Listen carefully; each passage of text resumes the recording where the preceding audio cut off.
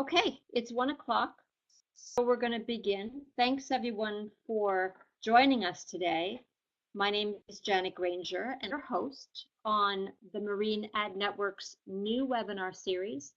Today's webinar is titled Top 3 Marketing Secrets Learned from the Fort Lauderdale International Boat Show. So I'm excited to be here today with Melanie Kyle of Kyle Media. They are the owners of the Marine Ad Network, and the two of us will be tag teaming and presenting the webinar today.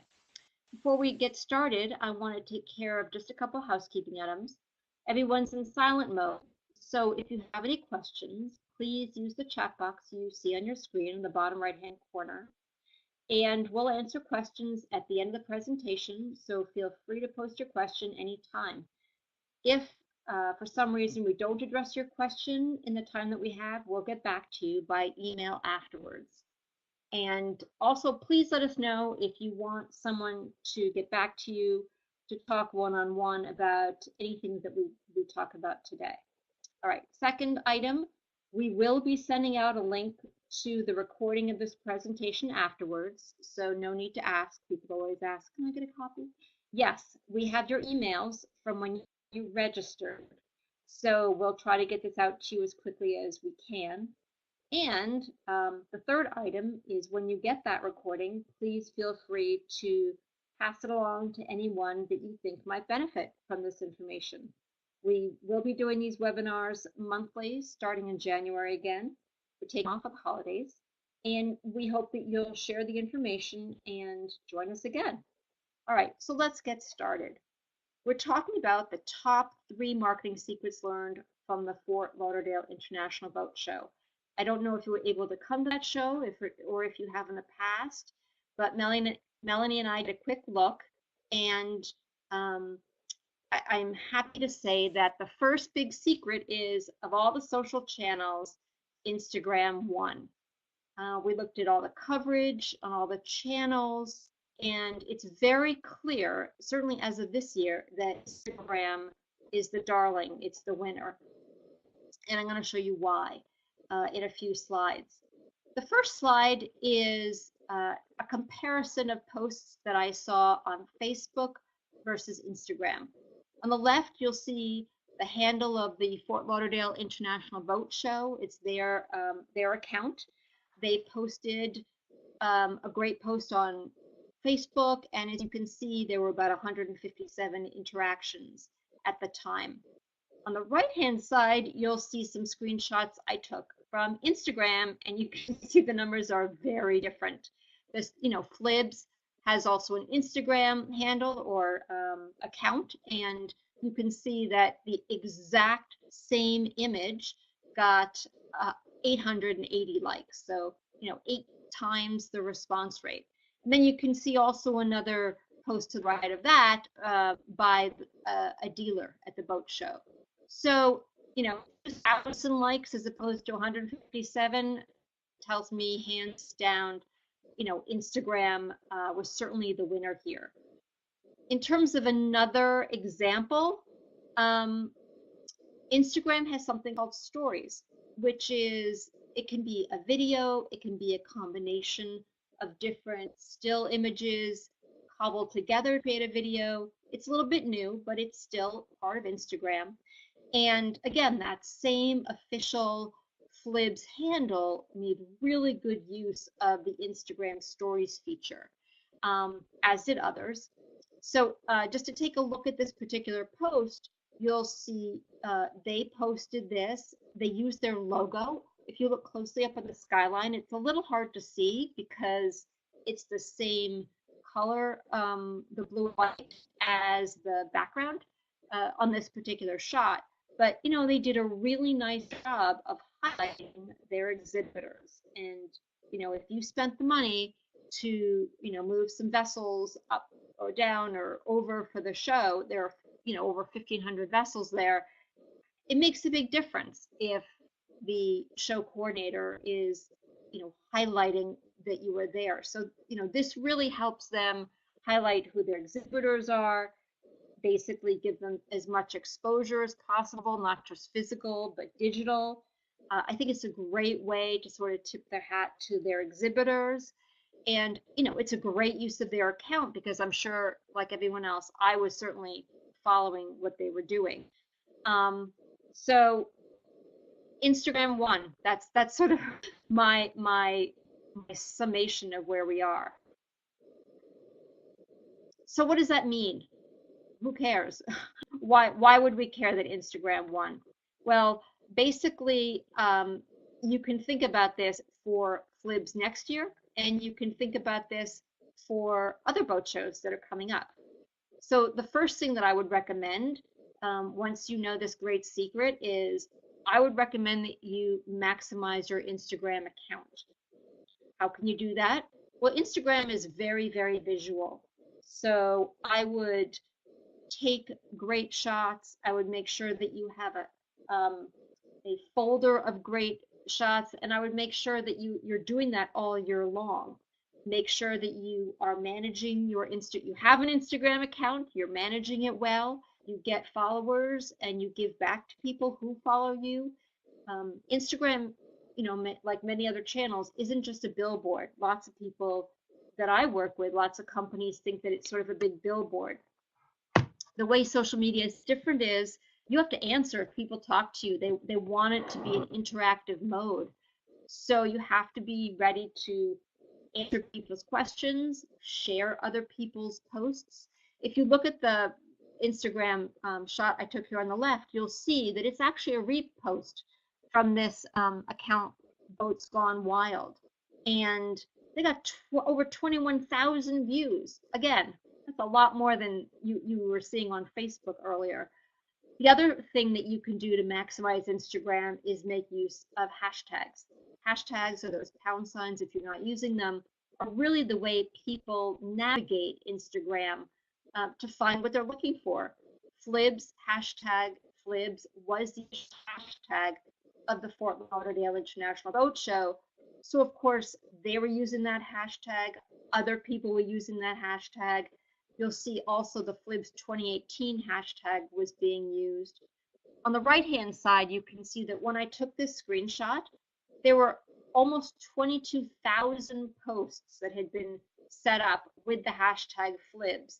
So if you were at the show or you couldn't make the show, you could look at those hashtags and see what you were missing, or follow what was going on, or seeing what other people were doing. If you were a visitor, you know, you could see things that maybe you wanted to come visit at the show.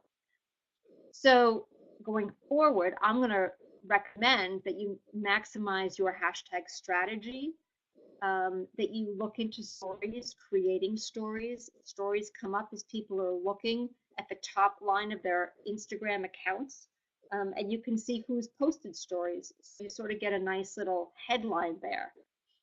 And the other thing, of course, is you need to promote.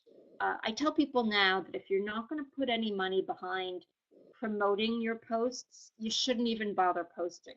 The social media world is now pay to play, meaning you can't just put something out there and cross your fingers and hope someone's going to see it.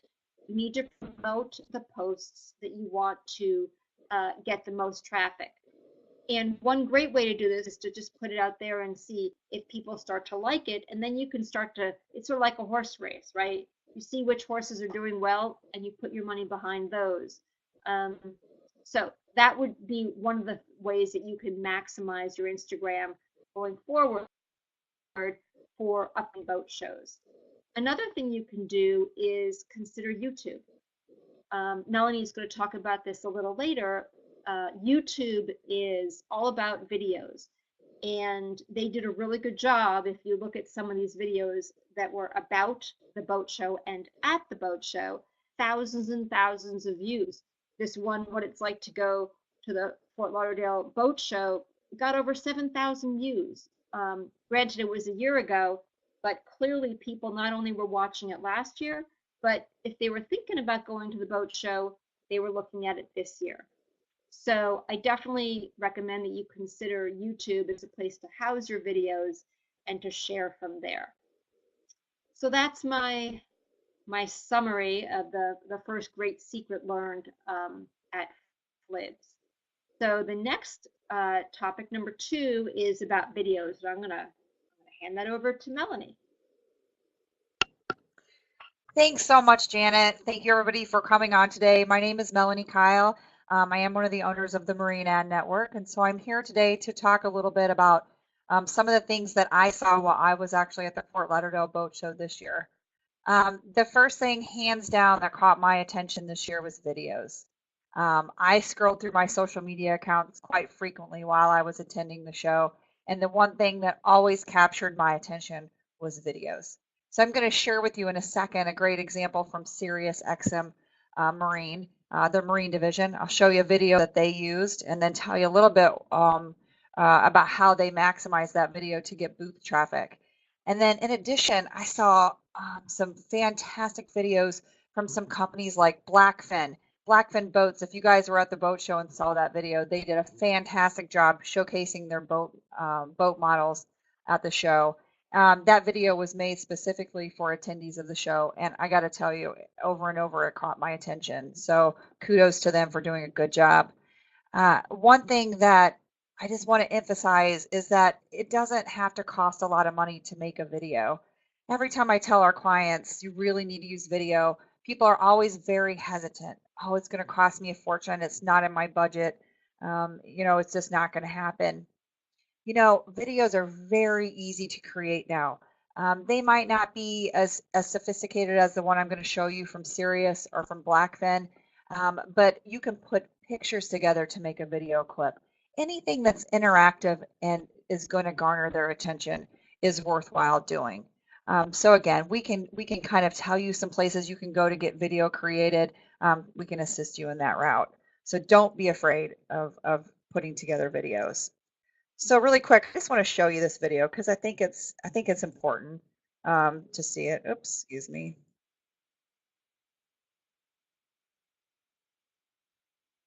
There we go.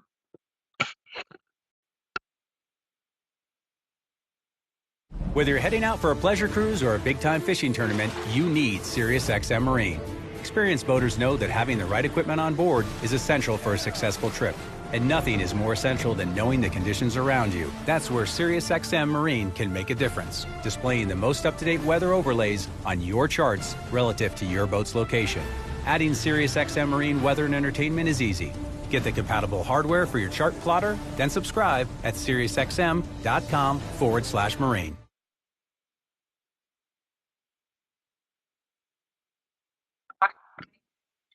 Okay, so there's the video. I'm going to go back here to the presentation, so bear with me 1 second.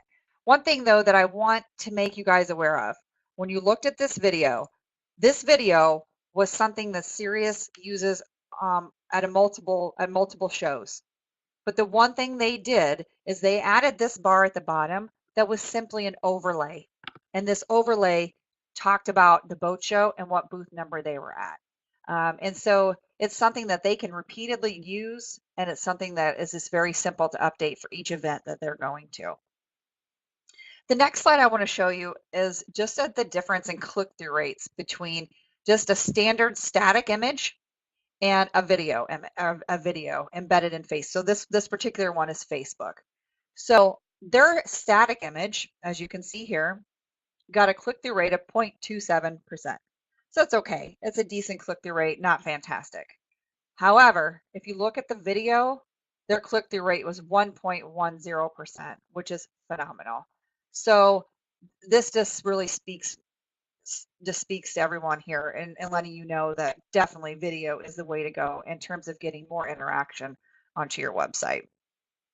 So that's my second topic today was videos. And the last thing I really want to talk about is retargeting. And again, all of you guys that have talked to us at the Marine Ad Network, or probably even with Janet, know that I repeatedly am saying that retargeting is the answer to geofencing boat shows or marketing at boat shows. So the reason why we want to retarget after the show is people are going to the boat show. They're scrolling through their phones. They're seeing your websites. They're seeing your social media posts, and they're clicking on them probably. But then they walk 2 feet and they get distracted by another beautiful boat model sitting in front of them. But what happens is at that point, you've captured their attention. And we've also dropped a pixel onto their device so we can target to them after the show. So our goal really is to get as many people that have somewhat of an interest in your product, because if they're going to take the time to click on your ad during a boat show, they're somewhat interested in your product. And so we want to capture as many of those people as we can during that show. And then what we want to do is we want to retarget to them after the show. Let me move to the next slide here. So again, really quick, most of you know how this works. A person clicks on the ad and then the person sees the ad again later. I'm sure everybody has noticed this. They go to Gap clothing and they click on a sweater and you're seeing sweater ads for the next month. So it's basically the same setup, only we're going to be a little bit more specific here. We're going to do retargeting just for the people that went to the show. So just for the people that clicked on an ad at the Fort Lauderdale Boat Show. So then as soon as the attendee lands on your website, again, we're going to drop that retargeting pixel. I don't want you guys to be scared by the word pixel. It does not need to scare you. We can easily, I know some of you are probably saying, gosh, I don't have access to my website, or I have a lot of dealers use Yacht World, for example. I have a Yacht World site and it's not easy to put code into. Don't worry, we have you covered. We can easily help you set up retargeting without placing any code by using a simple tracking link. So at that point, we've dropped our pixel. And then they go home. All right. So they're done with the boat show. They get home, they're drinking their cup of coffee, looking at the morning news, and bam, there's your ad again. Only this time they're in a much more comfortable situation and they have time to go back and look. And guys, I have to tell you, this is where the magic happens right here. If I could tell you one thing, this is where the magic happens. They are going to go back, and if they're really interested in your product, they're going to go back and they're going to view that again. Once they click on the ad and return back to your website, that's really where we want the conversion to happen. And that may be a purchase for those of you that have accessories and products. For those boat manufacturers or boat dealers, it's obviously not going to be a purchase, but we can get a form submit so we can find out their name and email address and phone number. And so those are the kind of things that we want to happen. And so once that happens, you now have a customer that you can market to where you have all of their information and the information you need to go about marketing to those people in the future. So again, I can't stress enough, if you're going to a boat show, even if you don't utilize a service like geofencing, even if you're just doing your own Facebook marketing or your own Instagram marketing, set up retargeting for after the show. And so that was my final slide. And we are now going to open it up for questions. I'll turn it over to Janet to kind of finish things up.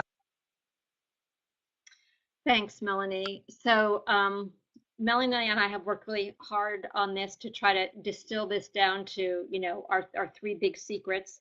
And we wanted to do it in a short amount of time. So feel free to ask questions you like of us. I've already gotten a couple here. One is you talked about retargeting and how important it is. When can you start and how long should it go on after a boat show? Right. Okay, good question. Thank you. So I was going to speak on this and I didn't. So we typically start boat show retargeting a couple days after the event. We typically don't do it right then because they're probably still at the event. So we start a couple days after the show ends, and we usually only run it for a couple weeks. We feel that if we run it for a couple weeks and they still haven't clicked on the ad to come back and visit, then they're probably not a viable customer and don't really need to waste any more of your budget. So 2 days and 2 weeks to answer your question. Great, thank you. We've got another question here, which I hope that, again, sorry to keep throwing this back in your lap, but someone asked, what platform are you doing the retargeting on? I think what they mean is it on social media? Is it on websites? Is it a particular website? Can you talk about how the retargeting is done? Sure. So retargeting is any website they visit. However, we do turn off any adult sites. We typically turn off gaming sites, dating sites, things like that. So if they're on CNN, they're on the weather app, any kind of app or website, we will retarget to them. In addition, we can set up to also do retargeting on social media. That is one extra step, and that unfortunately does require us to place a piece of code on your website, which we can help with. But if you want to advertise as well or retarget on social media, we can absolutely do that. And we do that for a lot of clients. Cool, cool. So the questions are coming in now, fast and furious. So one person said the serious video was awesome, awesomely expensive too. So you inferred that you don't need to spend a fortune. How can you expand on this? Well, I think we can actually probably both talk a little bit to this, but feel free to reach out to us afterwards if you like. There are so many different programs out there. There's apps you can get on your phone. There's apps you can get to edit on your laptop if you have a laptop. Um, I think, I don't know if Melanie mentioned this or not, but and you can even string together, as you do in Instagram stories, just different stills and put music in the background. I've actually created videos myself that way, with either free software or something like Animoto that you can pay, I want to say $10 or $20 a month to use. There are lots of different programs out there where you don't have to spend a fortune. I also have a client who did a great thing.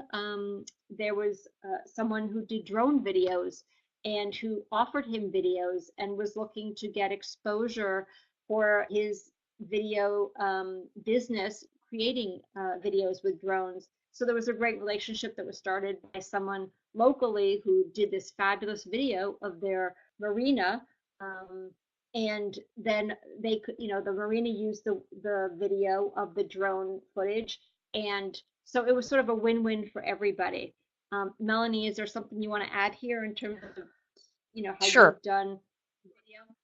Yep. A great place to go, and I send a lot of people is to freelancer.com. And Freelancer, you can go in and you can, if you only have $50, you can place $50 on a project, and you provide the raw video footage, and they kind of put it together for you in a regular video that you could use at a boat show. So very easy, very cost effective.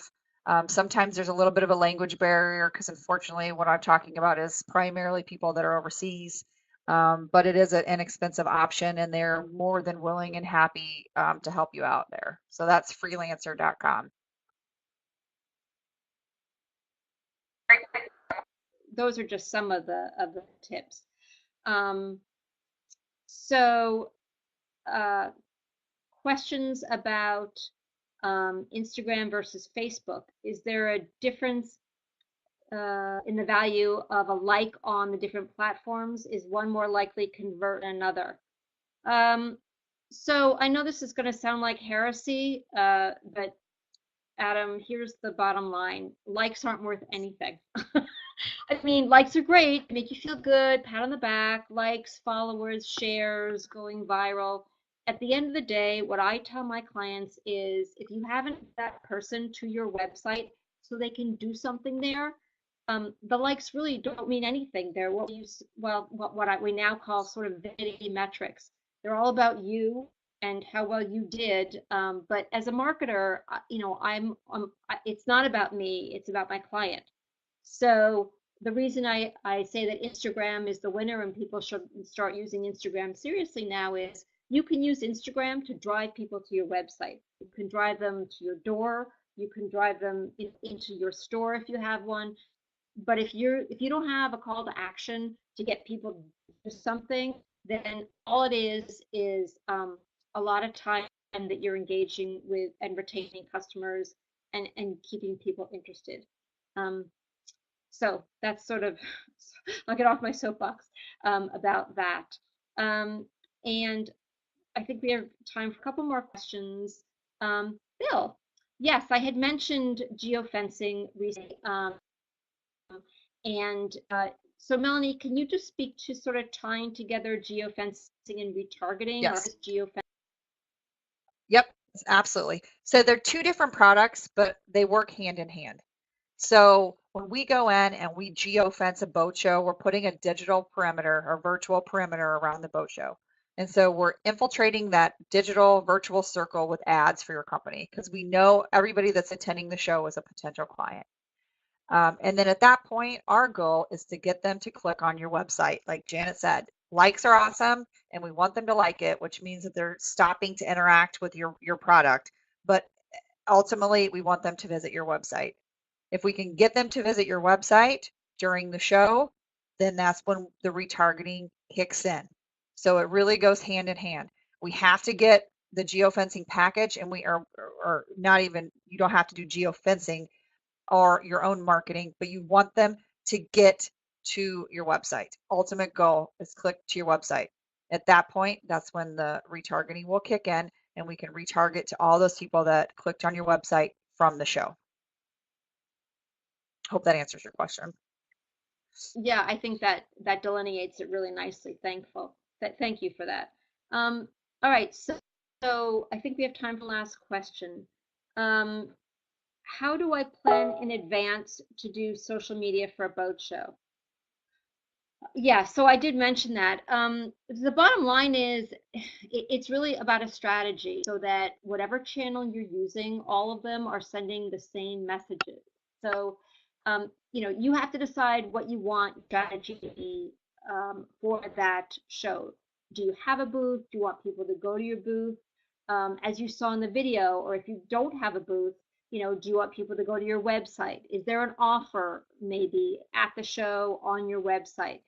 The whole point is you have to have a marketing strategy before the show even begins, and hopefully a few weeks before that, and that will ensure that you're maximizing your time and maximizing all your channels. That includes emails and newsletters you send out before or afterwards, the channels themselves, such as Instagram.